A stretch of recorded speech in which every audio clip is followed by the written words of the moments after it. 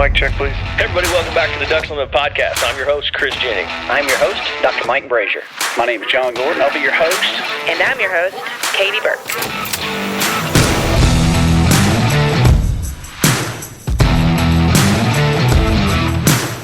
Welcome to the Ducks Unlimited podcast, the only podcast about all things waterfowl. From hunting insights to science-based discussions about ducks, geese, and issues affecting waterfowl and wetlands conservation in North America. We bring the resource to you, the DU Podcast.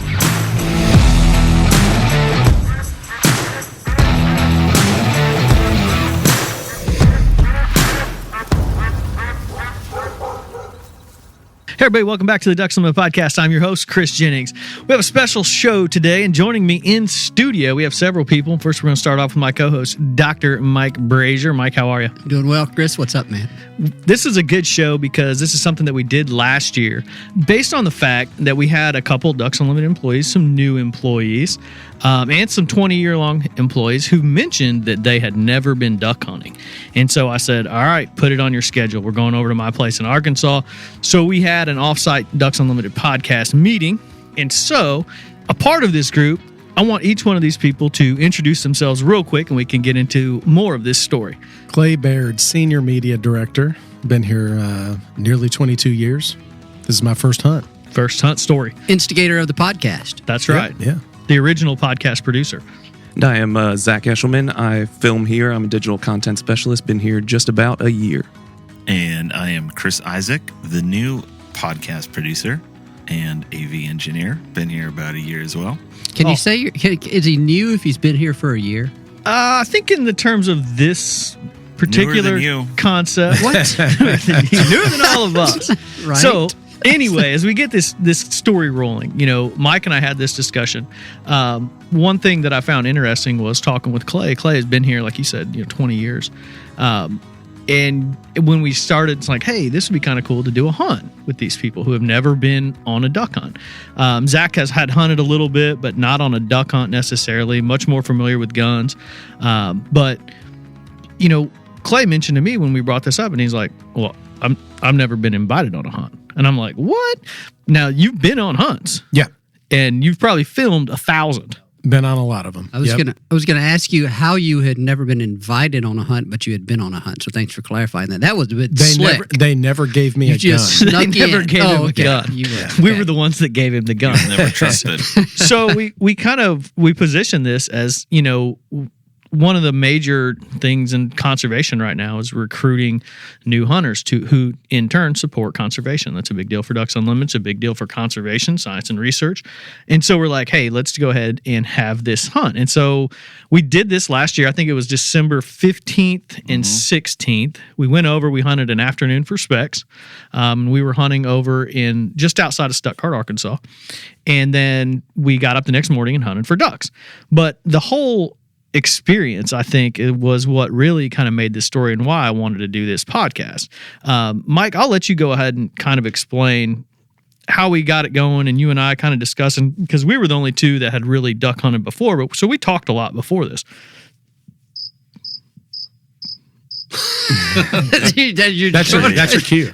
There we go. I thought you guys were professionals. No, sorry, I was burping. Right.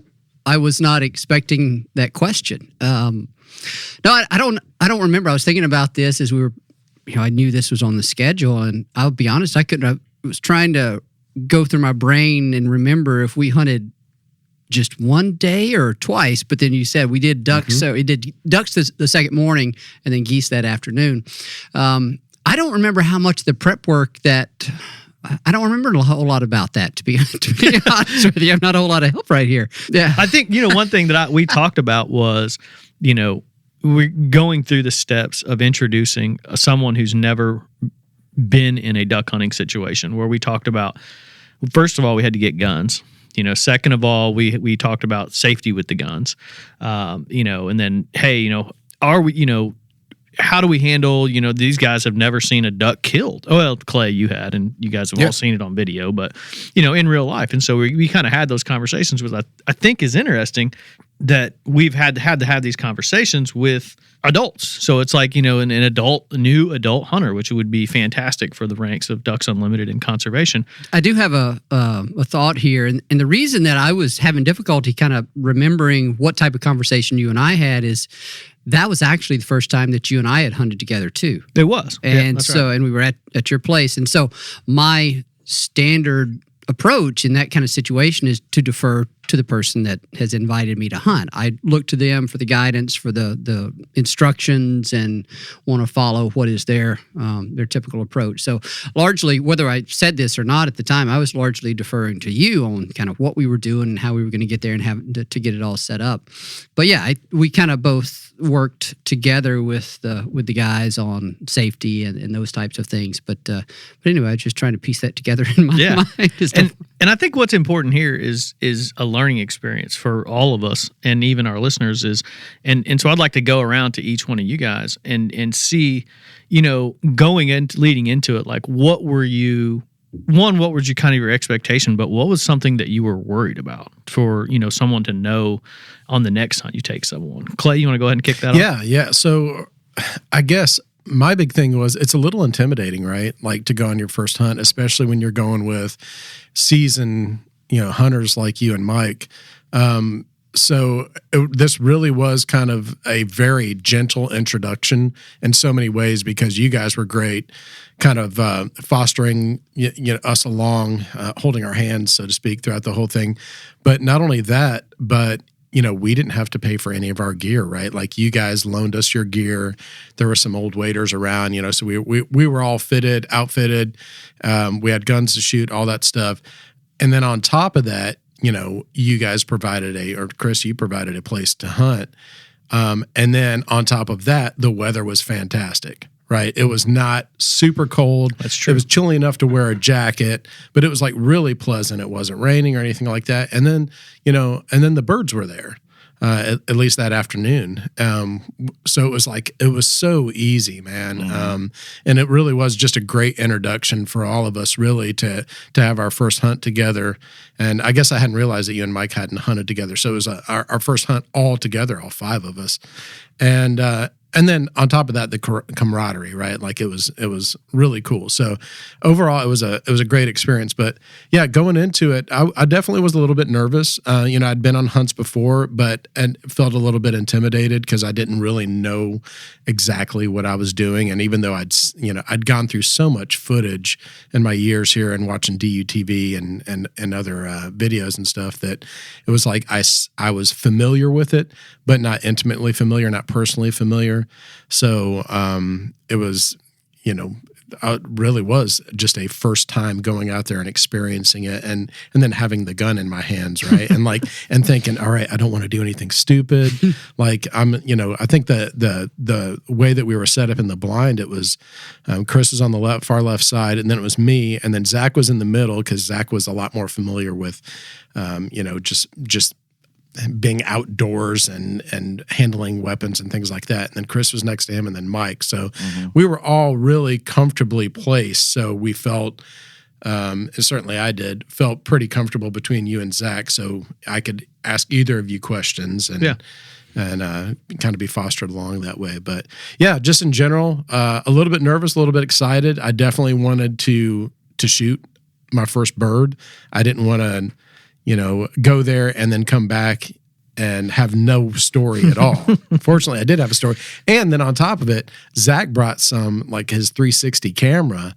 So it was like all of us were able to record, this whole experience. Yeah, there's some unreleased footage of this that we need to figure out a way to use at some point in time. The appropriate time. The appropriate time. So now that's cool, Clay, and that's a good perspective. And Zach, did you feel very similar as far as like your expectations? And then was there something that made you uncomfortable, No, nothing really made me uncomfortable. I think you just removed all the barriers to entry that would normally stop a new hunter. You had all the equipment, the decoy is out, you know how to lay out the spread. You got Mike here who can identify any bird, even if it's just a silhouette a mile away. I have tricked him. Yeah. And so it just made me feel very comfortable, where I would struggle. If I just went out on my own, I would definitely struggle with the identification, knowing exactly what I can shoot at, and all that was basically just removed, and yeah, it was really comfortable. Yeah, and Chris, I'm sure you felt the exact. And this is the interesting part. Like Chris, you were probably the most removed from this whole scenario. Clay had seen it happen a million times in video. Zach had been hunting before. He was much more familiar with guns. It's like he was comfortable with that, where you were kind of coming into it as a complete, guy off the street. Here's our audio guy right off the street. Yeah. Growing up, I never hunted, never shot guns. I might have once with a buddy, in high school in like a sand pit or something. And so prior to a year ago, I'd never even heard of Ducks Unlimited before getting this job. So like everything about that trip was a new experience, from even just, learning about the schedule and, arriving in the afternoon, hunting, seeing how the decoys get set out, and then learning I had to get up at like 4 a.m. to go, out and slug through the field again and set out more decoys. Yeah, no, it was fun. It was a great experience. I mean, I echo what the other two guys said. It was just like, it was awesome. A little nerve wracking in terms of like, I'm going to actually be shooting a gun at something and killing it, or that's the hope, And it was just like, wow, okay, I've never done this before. How do I load a shotgun? What do I do next? Is this like automatic, or do I have to pump it every time? What happens? So yeah, no, it was a great time. I knew we had a pretty big hill to climb with Chris Isaac whenever I saw him come out of the room that morning in Hunter Orange. I'm like, wait a minute. Yeah. Just kidding. Yeah. My face or my clothes. It was a rough night. Yeah. Yeah. No, and I think that, that's kind of where we transitioned. So we went over, I think we left the DU office around, 10, 11, something like that. And we went over there, and the expectation was to hunt the afternoon for some white fronts. And we crawled into the pit. We went through all the gun safety stuff. We crawled into the pit and immediately had, and I know Mike acted like he deferred to me, but I'm pretty sure within about 20 minutes of being in the pit, a greenhead flew by and he shot it dead without ever calling it out, if I remember correctly. We never even saw it. Was it one of those bang, kick 'em? Was that it? Yeah, he called the shot with the shot, which is good. I mean, bird down, bird in hand, which is, for everyone to see it and how it worked out. But then everyone got to shoot. Even that evening, everyone kind of got to get some shots off. Clay, you kind of talked about, you didn't really have a big expectation, but, you harvested your first goose that day. Yeah. And it was awesome. It was awesome. Yeah, I was totally stoked. Yeah. It was, gosh, I couldn't have missed it, right? Like, it was right in front of me. Like, you called him in, and you called the shot. I waited, and, did the whole protocol, waited, you called the shot. And yeah, I busted it out. I rolled it out like right in front of us. Dropped it like a bad habit. I did, man, and it felt awesome. It was awesome. And after that, it was just like it was on. I kind of got like the jitters out of my system, and I was like, all right, bring it on, man. Let's see some more birds. Yeah, was that the same for you guys? Kind of getting that first shot out of the way, and then. Yeah, I'm absolutely. Still not convinced I actually shot one. You got a piece of one. But it felt like the moment I pulled the trigger, whatever bird I was looking at fell down. Yeah. You got one. There were a couple other people shooting with me, but like it felt like that one was mine. Yeah. So I'm going to claim it as mine. It helped that there was only one bird in that situation. No, just kidding. There were like 5. Yes, there were. Yeah, and just having everybody, hear the percussion of 4 or 5 shotguns going off. Right. You'd never been around that. That's something. Everyone did have hearing protection, which was good. But, it was kind of one of those deals where when that goes off, especially, just for the listeners, we were hunting in a pit that's built into the side of a levee. So it's an aluminum pit that, if you don't get up and out of that pit, it's pretty loud, even with hearing protection. So, it was. So I'm kind of curious. Zach, we talked about has hunted before, but had you ever duck hunted before? No, never duck hunted. I'm from Pennsylvania originally, and there is waterfowl hunting, but it's not as embedded in the culture as it is down here. The only animal I had ever killed was a wild pig once. I went pig hunting in Pennsylvania, but so that's my only one, and my experience from that was kind of similar to this, what I enjoyed about it, because the pig like filled the freezer for months and months at my house. And same thing, like the fact that we were able to go hunting, get some geese, and then that night cook them on the grill, the exact same ones we just shot. got to learn about the anatomy from Mike here as he went through and breasted out some ducks. So that was my favorite part, the going from one side to the other. Yeah, it was really like a true duck hunting, goose hunting experience. I think we took a couple of the specs, we marinated them briefly, put them on the grill, seared them, sliced them thin, and even, I think we gave it to Chris Isaac, and he was like, "No, that's not a goose." Like, you really liked it, didn't you? Yeah, it was all okay. It's all okay. We had to take him to Sonic right after dinner, but it's no big deal. I love the poppers. Yeah. The yeah, poppers that's right. were We did great. duck poppers. The grilled goose was good. And then we had the hearts. That's what I was wondering about. I couldn't remember if I pulled the heart out, and we did slice those on up. the stovetop. Yeah, we just seared those quick. Yeah. Those were good. That was a good I was surprised I ate one, but it's just glad I muscle. did. It's muscle. You're seeing a little bit more of that. People, saving the hearts from the birds they shoot. Yeah, and another thing that we that you guys got an introduction to, and Chris Isaac, you can probably speak to this more than anyone, because you even said after all of this, you're like, I like hanging out at duck camp. Because we get over there and you get done hunting, people are unloading gear, we're popping beers, we build a campfire, and then we sit around the campfire, cook dinner. That it is such a sense of camaraderie that I think that a lot of hunters talk about, but there's not really something that an outsider knows. Right. Does that sound right to you? Oh, for sure. It was definitely an unexpected perk of the trip. Yeah. I wasn't expecting just to have that much fun hanging out with us. I mean, I guess, going out in the field and working together and shooting guns and, having that connection first. And then you get back to the camp and you're just like, you're all like on the equal, like, I'm tired, let's unwind.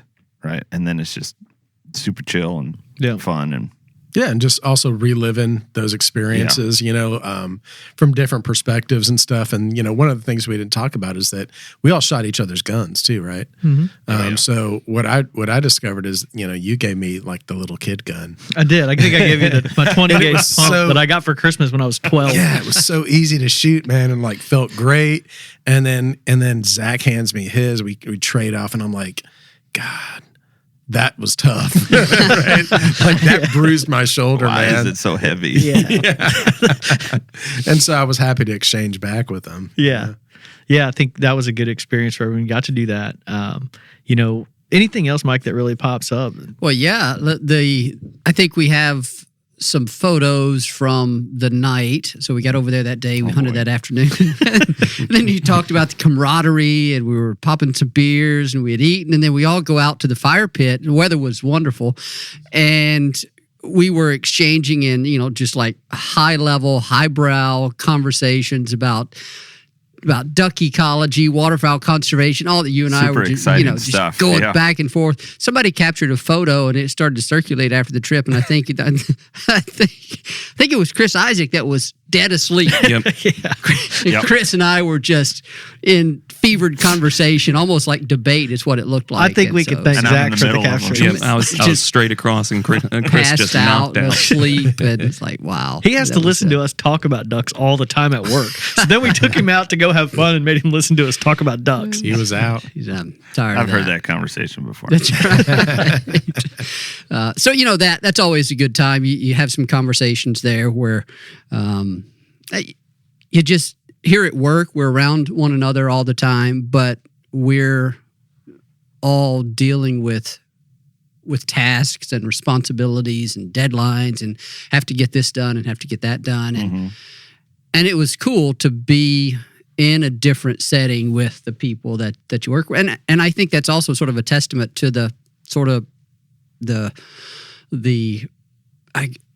cool relationship that we all have as a team of employees here that work together to produce a shared product, and so not to sound cheeky, but it's true. And we all work well together, and I think we enjoy being around one another and all working in unison towards sort of a common goal. It's pretty cool. And to experience that outside of work adds to it. It was, and we actually got some work done while we were there. We talked about some, some things that we had on the horizon and things like that too. But I think most importantly, it was like, all right, now me, Chris, and Zach know what this is about, right? So it's we all got a bird.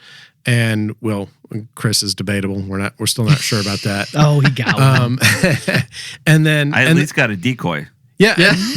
And I remember thinking, this is what it's about. Like, I get it now. Like, I've always thought duck hunters are crazy, right? Like, you wake up way too early in the morning. There's a lot of gear.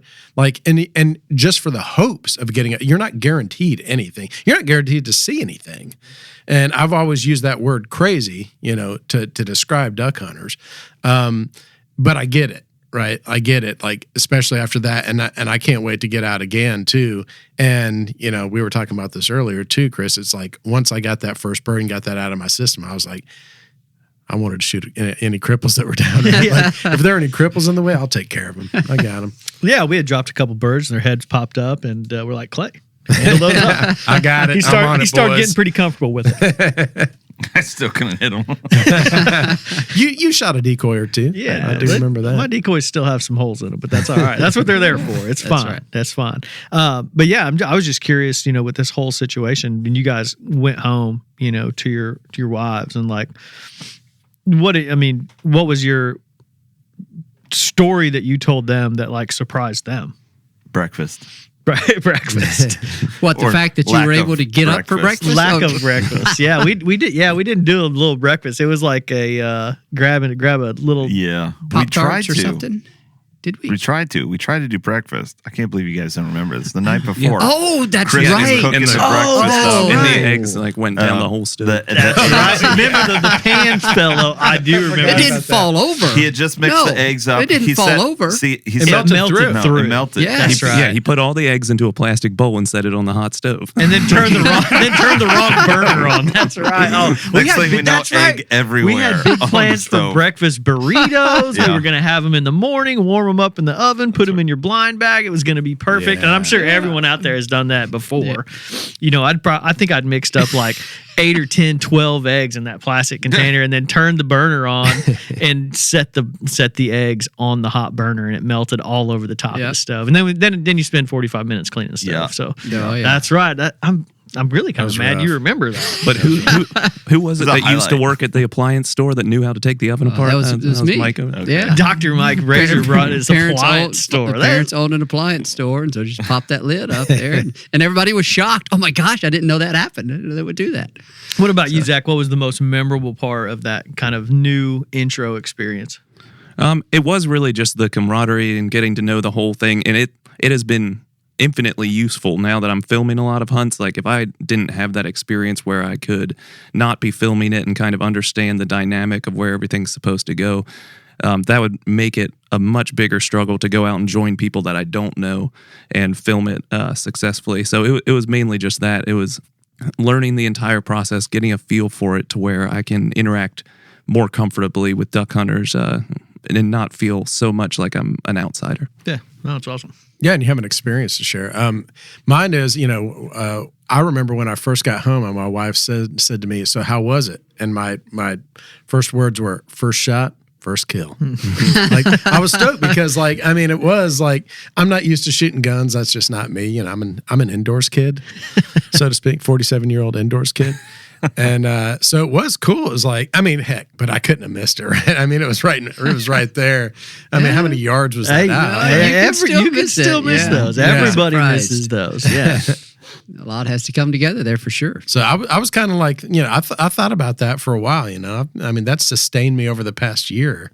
That's the one I got. It was a beaut. Yeah, and I think the main takeaway from this, for me, which is why I was like, hey, we got to do this podcast, and some of you were kind of groaning about it, not wanting to put it on the schedule, was to encourage hunters, seasoned hunters, to reach out to someone, even if they think that they don't want to go. I worked with Clay for 15 years, and I never invited him either.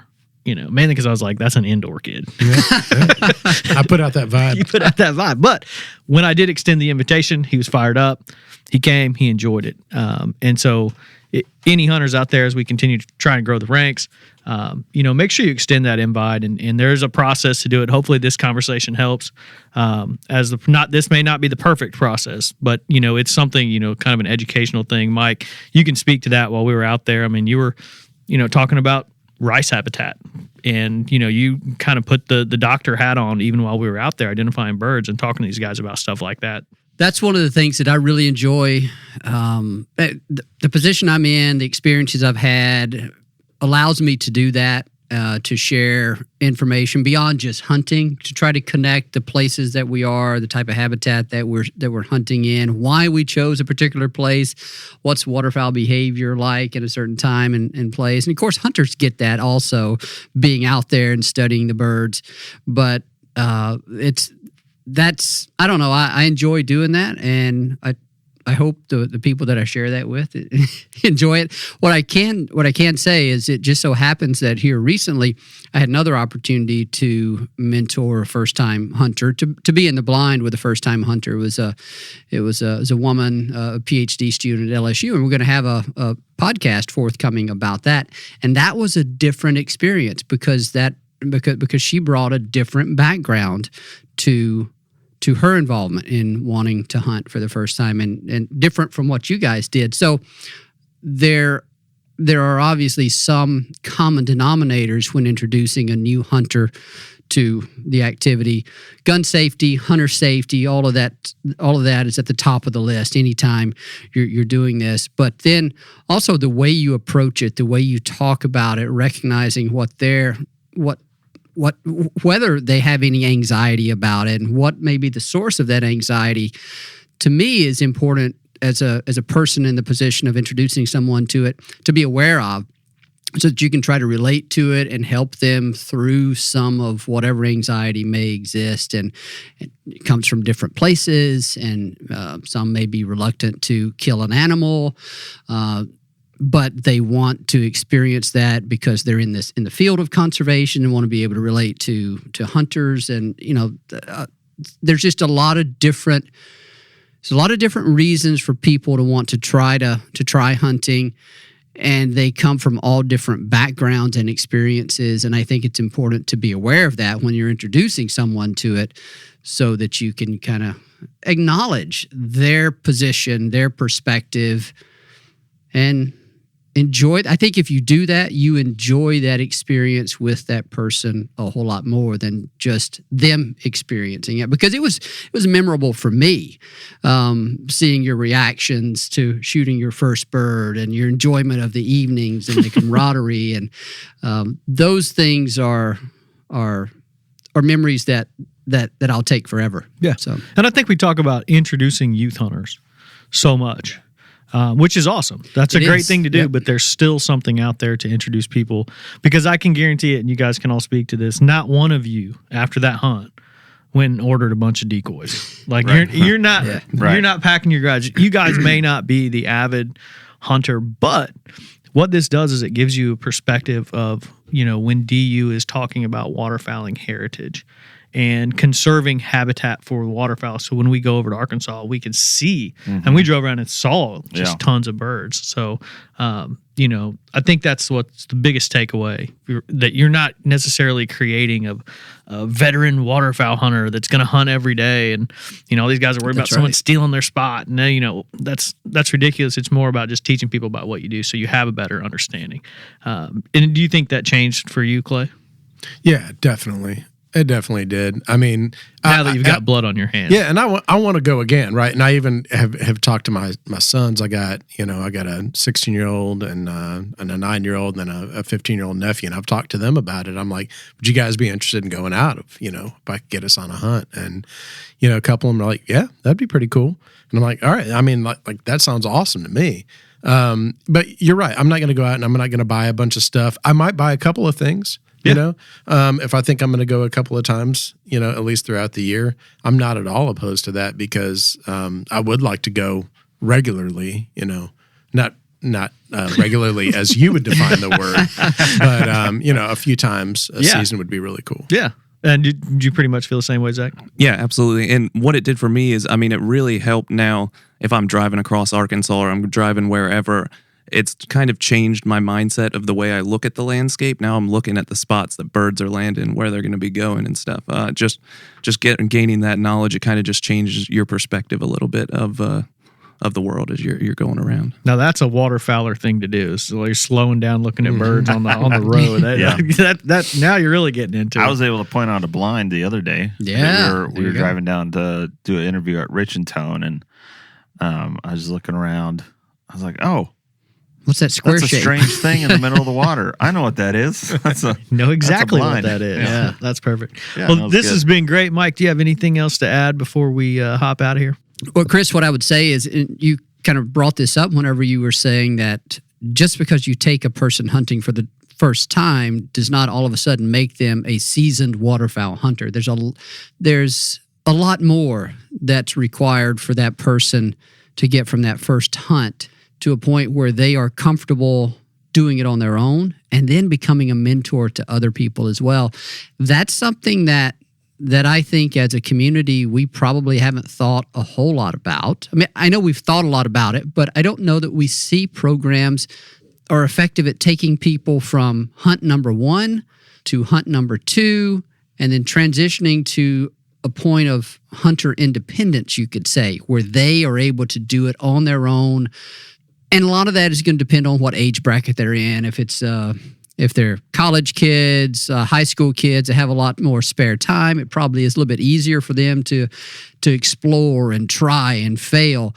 But if you're an adult and you have a lot of things pulling at you for your time, you're not going to have as much opportunity to kind of do that on your own, because there is still a barrier to you becoming that seasoned independent waterfowl hunter. And there's not a lot of programs out there to really assist that. So I think what it means is you have to find a way to invite yourself on additional hunts.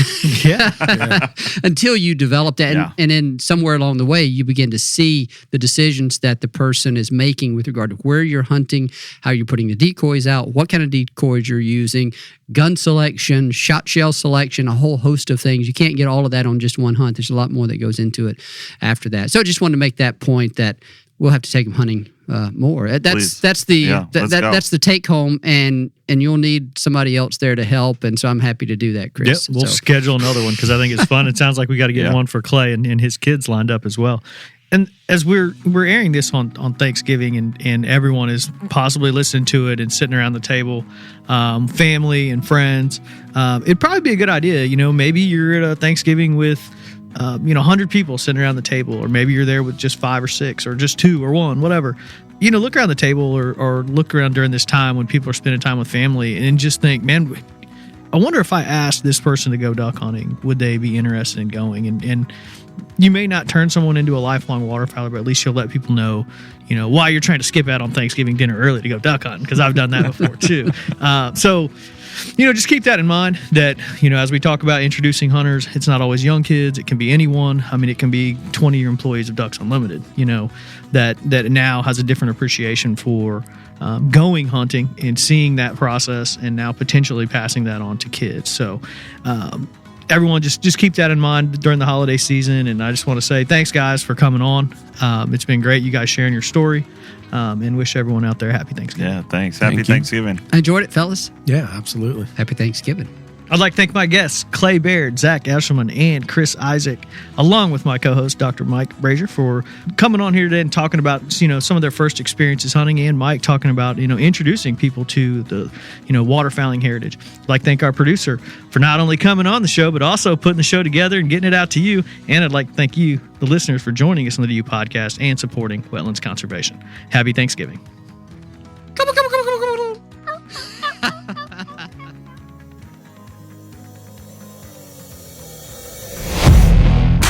Thank you for listening to this episode of the DU Podcast. Be sure to rate, review, and subscribe to the show, and visit www.ducks.org/DU Podcast for resources based on today's topics, as well as access to more episodes. Opinions expressed by guests do not necessarily reflect those of Ducks Unlimited. Until next time, stay tuned to the Ducks. Stay tuned to the Ducks.